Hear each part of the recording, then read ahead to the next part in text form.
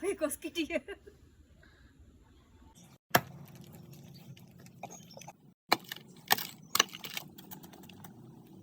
මේ තියෙන පැහිච්ච කොස්.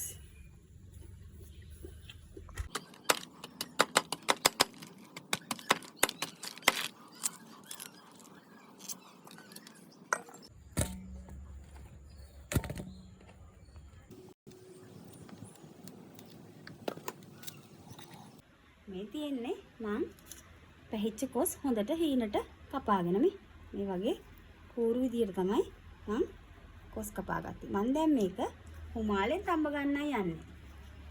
රයිස් කුකර් එකේ තියලා මං දැන් මේක හුමාලෙන් තඹ ගන්නවා.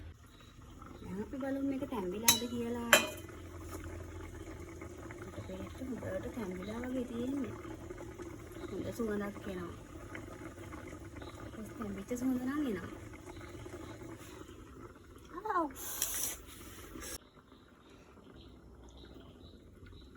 තැඹිලා තියෙන්නේ දැන්.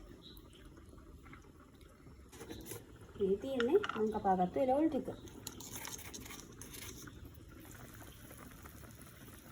ළමයි දැන් මම කොස් කොත්තුව හදන්න යන්නේ.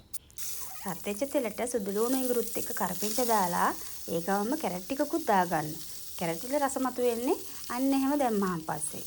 ඊට පස්සේ ඒක හොඳට මිශ්‍ර කරගන්න. ඒක උඩට කපපු ලුණු කෑලි දාගන්න. දැන් හොඳට මිශ්‍ර කරන්නකෝ. ටිකක් ටෙම්පරාදු වෙනකොට ඒකට බිත්තරයක් කඩලා දාගන්න.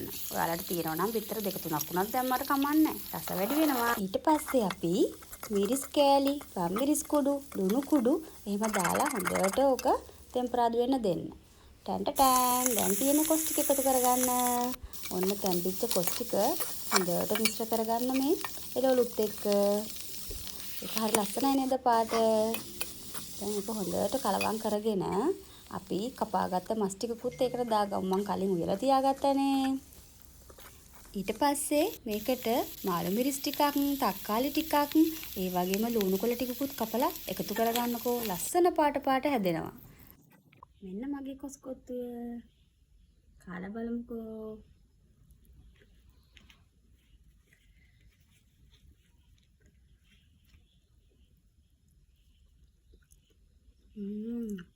හරිම රසයි. මේ කොස් කොත්තුවක් කාලා බලන්නකෝ. ඇත්තටම ගුණයි රසයි පොඩි ළමයින්ට ඕන කෙනෙකුට දෙන්න පුළුවන් රසම රස කොත්තුවක් තමයි කොස් කොත්තු. එහෙනම් මං ගිහින්